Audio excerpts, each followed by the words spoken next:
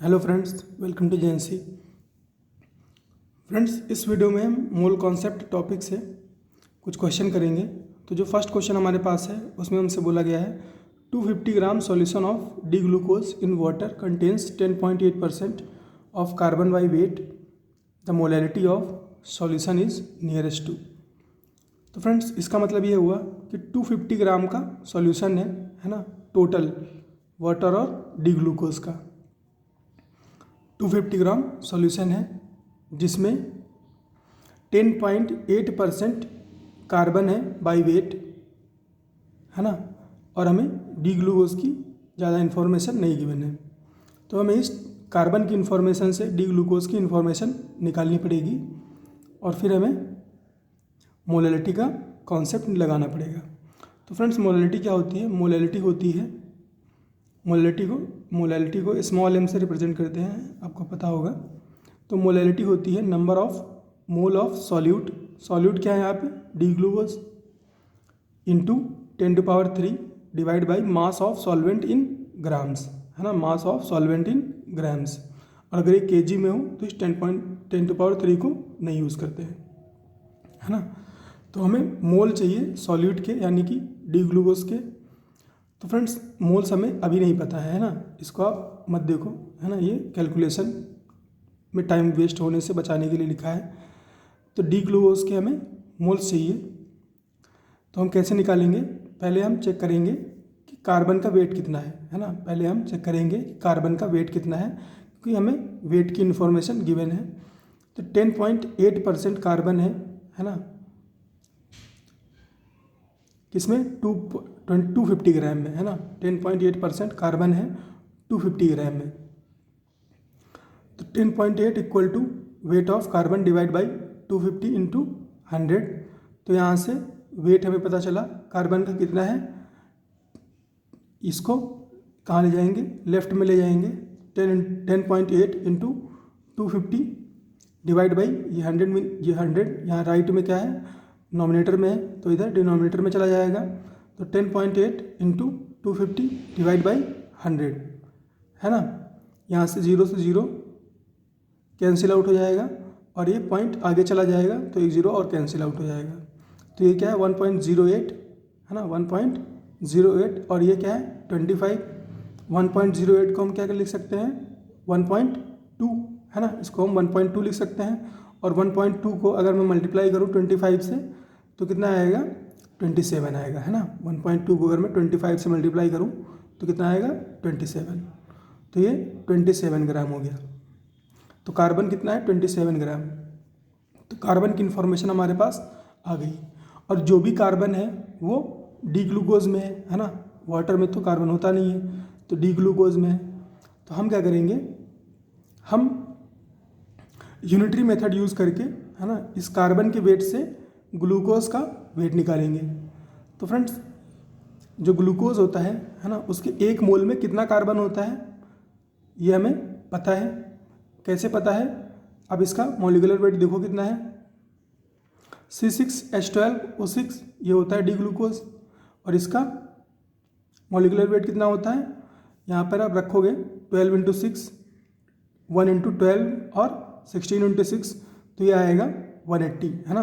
180 ग्राम पर मोल, है ना, 180 ग्राम पर मोल। इसी तरह से कार्बन का अगर मॉलिक्यूलर वेट चेक करें तो कितना आएगा? 72 ग्राम पर मोल। तो 1 मोल में 72 ग्राम कार्बन है और 1 मोल में 180 ग्राम क्या है? ग्लूकोज, है ना। तो 180 ग्राम में 72 ग्राम क्या है? कार्बन है ना। तो 72 ग्राम कार्बन किस में है? 180 ग्राम ग्लूकोज में। तो 27 ग्राम कार्बन कितने में होगा? तो 180 बाई 72 करेंगे तो हमें 1 ग्राम कार्बन मिल जाएगा, है ना। 1 ग्राम कार्बन कितने ग्लूकोज में है वो मिल जाएगा।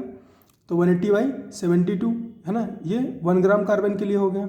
और इसको मैं 27 से मल्टीप्लाई कर दूँ तो 27 ग्राम कार्बन के लिए मिल जाएगा।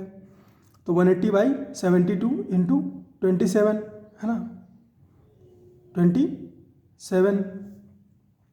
अब इसको आप कैलकुलेट करोगे, है ना, तो क्या हो, ये देखो कितना है 7.2 है ना, 7.2 है। तो इसको 0 मान लो और इसको काट दो, और ये कितना है 7 और ये कितना है 27। तो ये कितने टाइम्स चला जाएगा 7 4 टाइम्स है ना, 4 टाइम्स में चला जाएगा ईजिली, 4 टाइम्स में चला जाएगा। तो 18 को 4 से मल्टीप्लाई कराओगे है ना, तो ये कितना चला जाएगा 72 है ना। लेकिन यहाँ पर देखो फ्रेंड्स, ये वैल्यू यहाँ पे कम है, यहाँ पे कितना है 28 होना चाहिए, तो 72 से ऑब्वियसली कम आएगी है ना, 70 के आसपास ये आएगा है ना, कितना 70 के आसपास आना चाहिए। तो ये 67.2 आएगा है ना, एग्जैक्टली कितना आएगा 67.2। तो मोल्स कितने हो जाएंगे इसके, अगर मैं चेक करूं 67.2 ग्राम। तो हमारे पास 27 ग्राम कार्बन के साथ कितना ग्लूकोज एसोसिएटेड मिला 67.2 ग्राम, यानी कि 250 ग्राम सॉल्यूशन में है ना कितना ग्लूकोज है 67.2 ग्राम्स। तो नंबर ऑफ मोल्स चाहिए हमें डी ग्लूकोज के है ना, तो वो कितने हो जाएंगे, उसका ग्लूकोज का weight divide by molecular weight है ना। नंबर ऑफ मोल्स कितने हो जाएंगे 67.2 डिवाइड बाय 180 है ना, वेट बाय मॉलिक्यूलर वेट। तो ये मोल्स हो गए, divide by mass of solvent, solvent का मास कितना है, तो सॉल्वेंट सॉल्यूशन कितना है 250 ग्राम और सॉल्यूट कितना है 67.2। तो सॉल्यूशन माइनस सॉल्यूट करेंगे तो सॉल्वेंट का वेट पता चल जाएगा। तो 250 माइनस 67.2 कर दिया तो हमें ये क्या मिल गया, सॉल्वेंट का वेट मिल गया है ना, ये हमें सॉल्वेंट का वेट मिल गया। और इसको 1000 से मल्टीप्लाई कर दिया क्योंकि ये ग्राम्स में है। और फ्रेंड्स इसको आप जब सॉल्व करोगे तो ये कितना आएगा 2.04 है ना, लगभग 2 के बराबर आएगा। तो ये इसकी मोलैरिटी हो गई 2। अब नेक्स्ट क्वेश्चन हमारे पास क्या है, 1 litre aqueous solution of H2SO4 contains 0.02 millimole H2SO4, 0.02 millimole H2SO4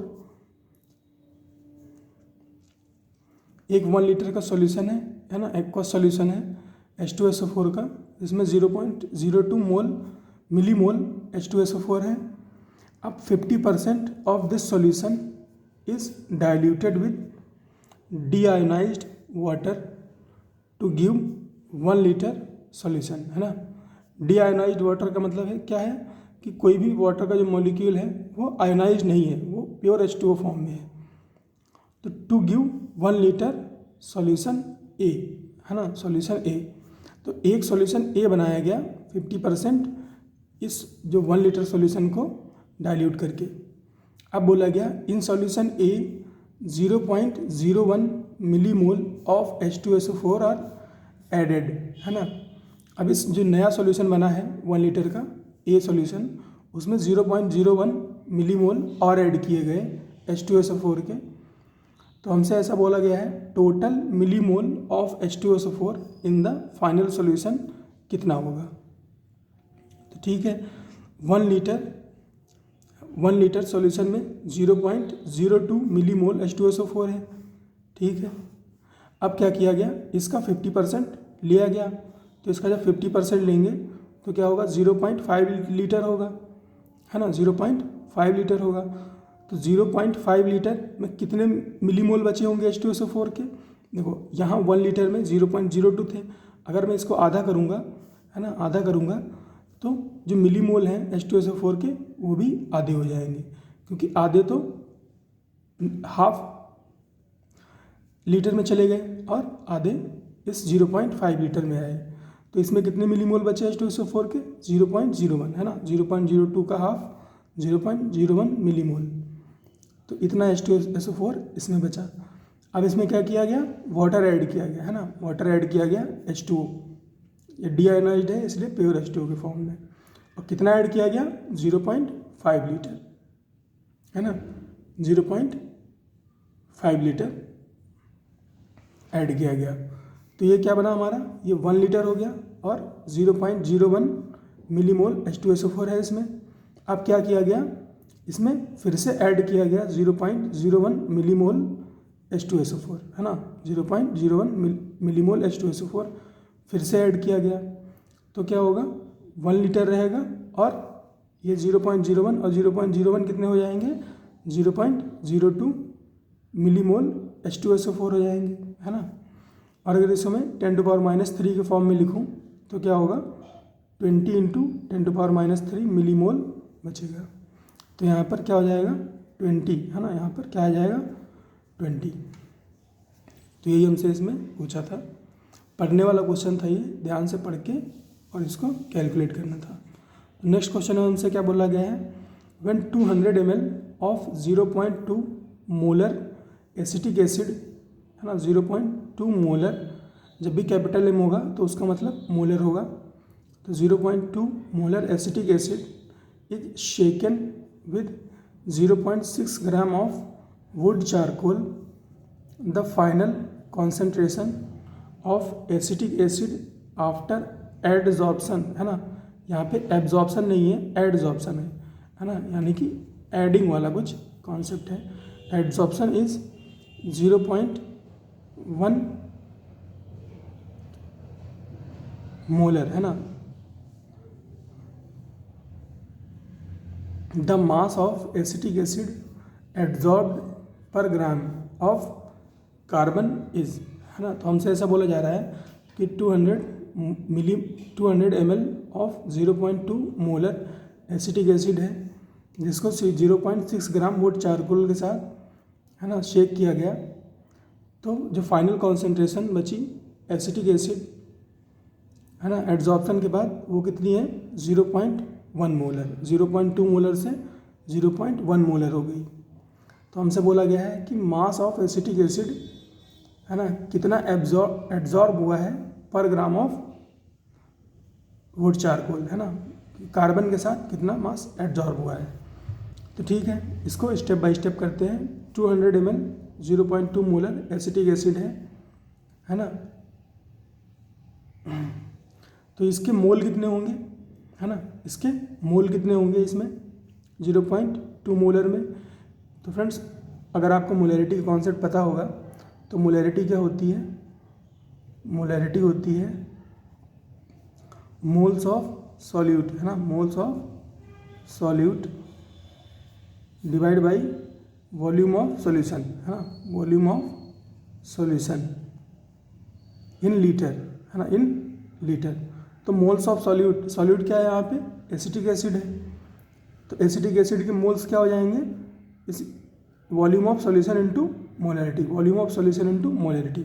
volume कितना है 200 ml, मोलैरिटी कितनी है 0.2, तो एसिटिक एसिड के मोल कितने हो जाएंगे, इसको मैं इससे मल्टीप्लाई कर दूंगा, है ना, 0.2 को मैं इस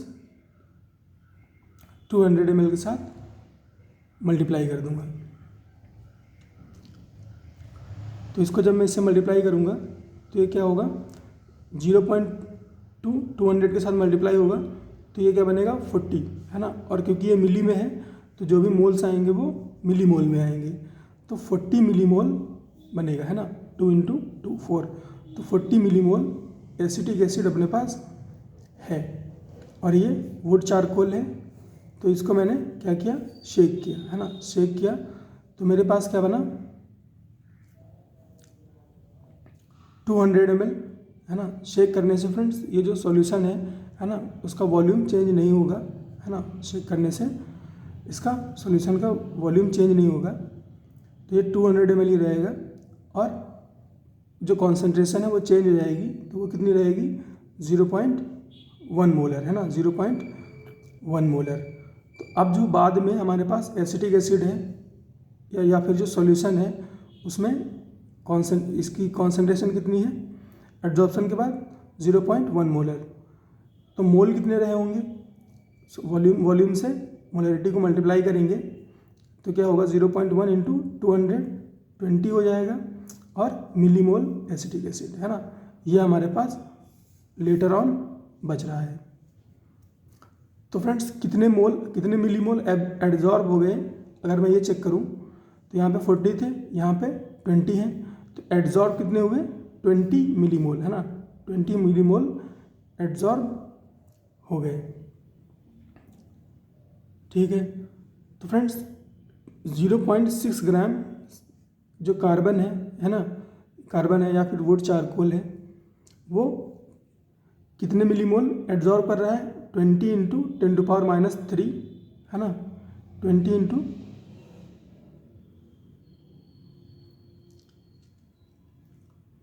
10⁻³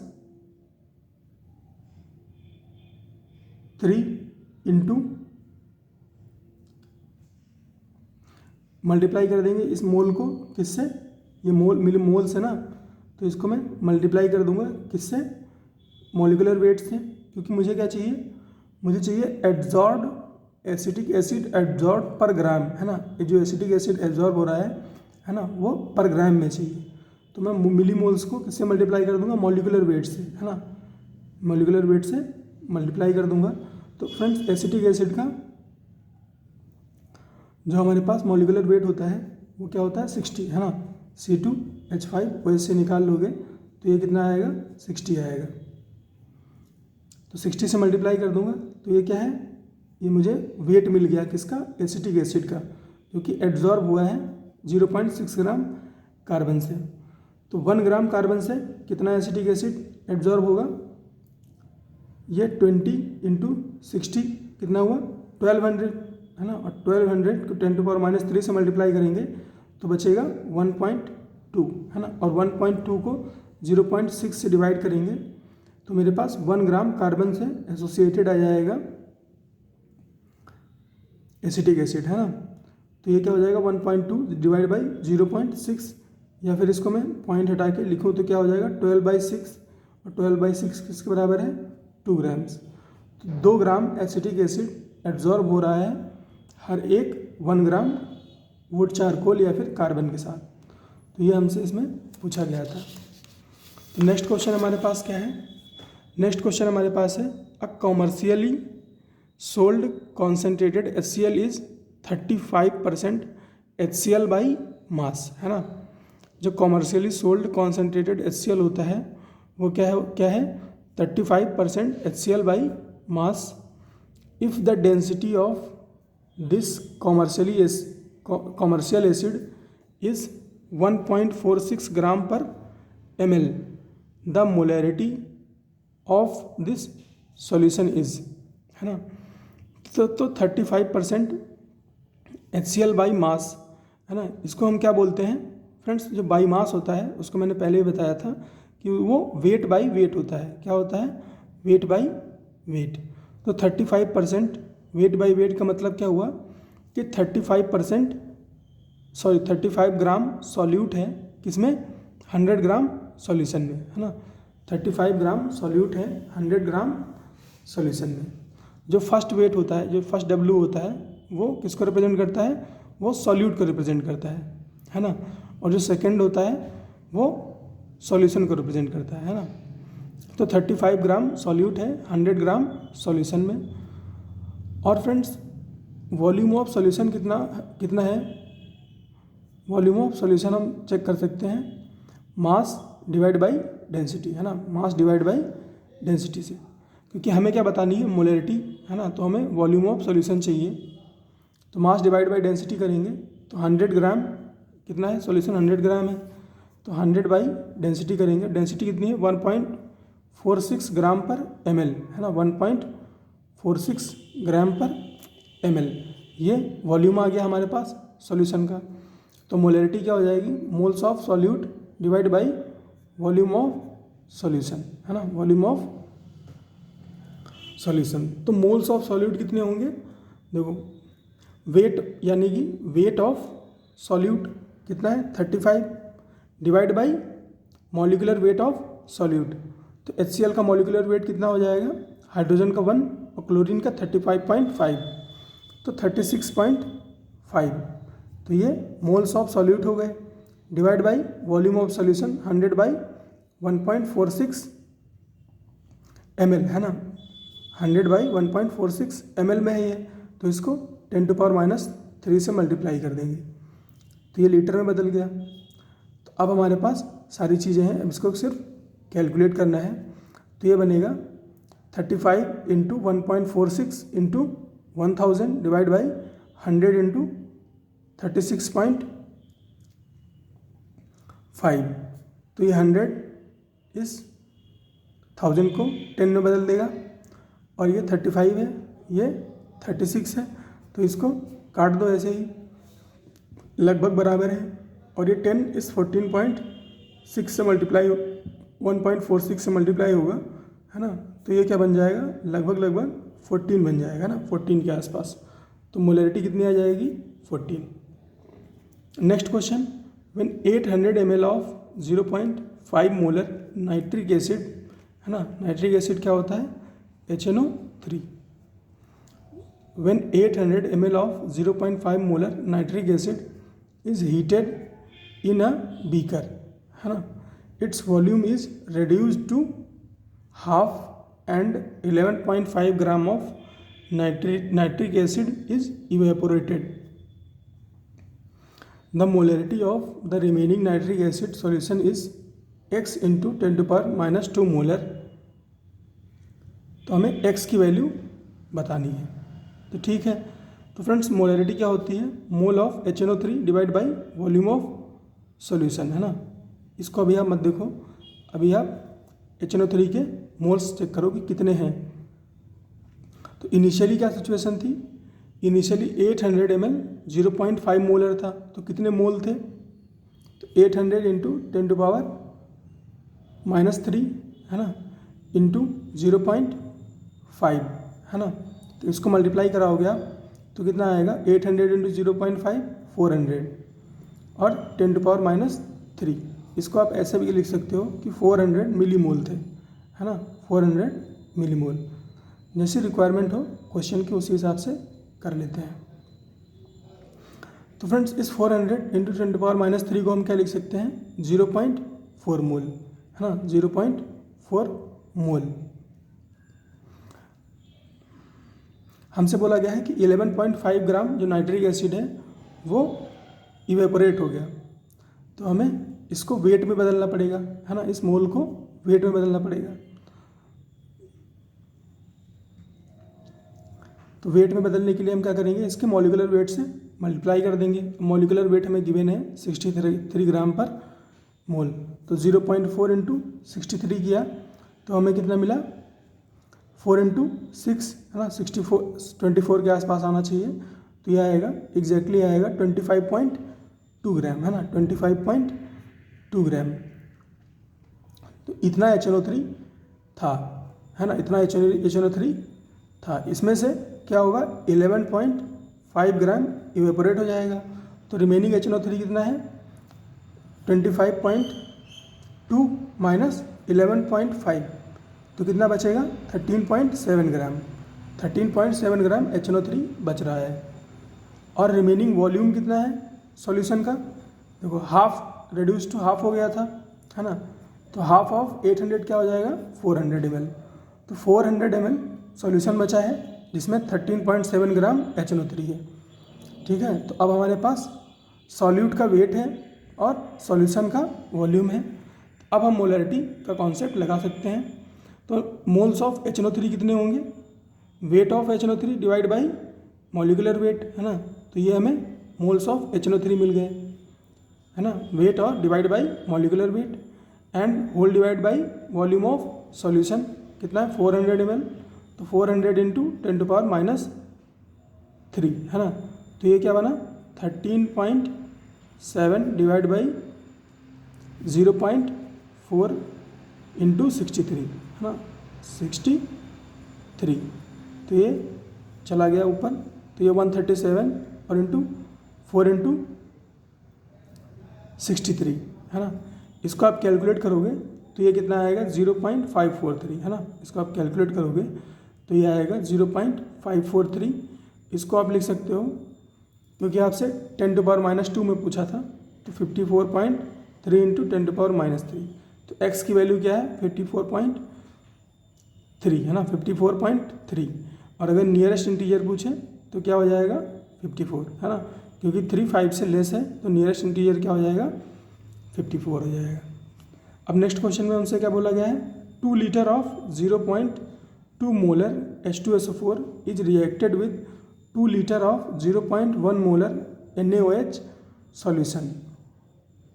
The molarity of the resulting product Na2SO4 in the solution is, है ना, यहाँ पे हमें प्रोडक्ट बता दिया है कि कितना, मतलब किस प्रोडक्ट की हमें क्या बतानी है, मोलैरिटी बतानी है। तो ठीक है, तो पहले हमें इक्वेशन देखनी पड़ेगी, है ना। मोलैरिटी तो हम निकाल ही लेंगे, मोलैरिटी हमें पता है कि number of moles of Na2SO4 divide by volume of solution से तो हम कर लेंगे। तो पहले हमें इक्वेशन चेक करनी चाहिए। तो क्या होगा, इक्वेशन क्या होगी, H2SO4 प्लस NaOH प्लस क्या, इससे क्या बनेगा, Na2SO4 बनेगा और H2O बनेगा, है ना। Na2SO4 बनेगा और H2O बनेगा, H2SO4 NaOH Na2SO4 और H2O। तो यहाँ पर देखो Na2SO4 है, 2 सोडियम है, तो हम क्या करेंगे, बैलेंस कराने के लिए इसको 2 से मल्टीप्लाई कर देंगे, है ना, इसको 2 से मल्टीप्लाई कर देंगे तो 2 NaOH हो गया। तो अब यहाँ पर कितने हो गए ऑक्सीजन, कितने हो गए हाइड्रोजन, 2 ऑक्सीजन और 2 हाइड्रोजन, और यहाँ पर एक SO4 है, तो ये तो ठीक है, यहाँ पर भी एक SO4 है। यहाँ पर हाइड्रोजन कितने हैं, 2 हाइड्रोजन यहाँ पर हैं, 2 हाइड्रोजन यहाँ पे हैं, तो 4 हाइड्रोजन हो गए और 2 ऑक्सीजन। यहाँ पर देखो 2 हाइड्रोजन और 1 ऑक्सीजन, अगर मैं इसको 2 से मल्टीप्लाई कर दूँ तो क्या हो जाएगा, इक्वेशन बैलेंस हो जाएगी। तो इसको 2 से मल्टीप्लाई कर दिया, तो अब हमारे पास बैलेंस्ड इक्वेशन है। तो H2SO4 के मोल कितने हैं हमारे पास, H2SO4 के मोल देखो यहाँ पे, मोलैरिटी कितनी है 0.2 और वॉल्यूम कितना है सॉल्यूशन का 2 लीटर। तो इसको अगर मैं सॉल्यूशन मोलैरिटी को वॉल्यूम से मल्टीप्लाई करूँ सॉल्यूशन के, तो मोल्स मिल जाएंगे। तो 2 को 0.2 से मल्टीप्लाई करूँगा तो मुझे क्या मिलेगा, 0.4। तो H2SO4 के कितने मोल हैं, 0.4। इसी तरह से NaOH के कितने मोल हैं, 2 इंटू 0.1 0.2 मोल, है ना, कितने मोल है, 0.2 मोल। और फ्रेंड्स देखो 1 मोल Na2SO4 बनने के लिए 2 मोल NaOH चाहिए, है ना। 1 मोल Na2SO4 बनने के लिए 2 मोल NaOH चाहिए और 1 मोल H2SO4 चाहिए, है ना, 1 मोल H2SO4 चाहिए। और हमारे पास यहाँ पर NaOH है कितना, 0.2 है, 0.2 मोल है, और H2SO4 कितना है, 0.4 मोल। तो H2SO4 एक्सेस में है, NaOH क्या है, लीस्ट रिएजेंट बन जाएगा, है ना, क्या बन जाएगा, लीस्ट रिएजेंट। तो जब पूरा का पूरा NaOH खर्च हो जाएगा, है ना, 0.2 0 पे आ जाएगा, तो H2SO4 कितना खर्च होगा, इसके 2 पर ये 1 होता है ना, तो इसका 0.2 पर ये कितना खर्च होगा, 0.1। तो 0.4 माइनस 0.1 ये कितना बचेगा, 0.3। अब ये 0.3 बच रहा है, लेकिन हमें इसकी ज़रूरत नहीं है, हमें ज़रूरत है Na2SO4 की, है ना, हमें ज़रूरत है Na2SO4 की, है ना। तो क्योंकि इसके 2 मोल से इसका 1 मोल बनता है, तो इसके 0.2 मोल से इसका कितना बनेगा, 0.1 मोल, है ना, 0.1 मोल।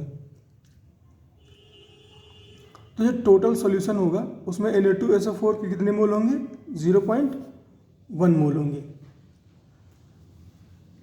तो मोल्स ऑफ मोलैरिटी क्या हो जाएगी, Na2SO4 की सॉल्यूशन में Na2SO4 के रिस्पेक्ट में मोलैरिटी क्या हो जाएगी, या फिर कॉन्सेंट्रेशन क्या होगी मोलैरिटी के टर्म्स में, moles of Na2SO4 divide by volume of solution. तो मोल्स कितने हैं, 0.1 है ना, अभी हमने चेक किया 0.1 है, divide by volume of solution 2 litre H2SO4 का था और 2 लीटर NaOH सॉल्यूशन का था। तो टोटल सॉल्यूशन कितना है, 2 + 2 4, तो 0.1/4 और 0.1/4 यानी कि 10/4, तो क्या हो जाएगा 2.5 या फिर 25, है ना। तो इसका आंसर आएगा 25 मिली मोल, है ना, 25 मिली मोल। तो ये हमसे इस क्वेश्चन में पूछा गया था। फ्रेंड्स इस वीडियो में इतने क्वेश्चन हैं, नेक्स्ट वीडियो में मिलते हैं, तब तक पढ़ते रहिए।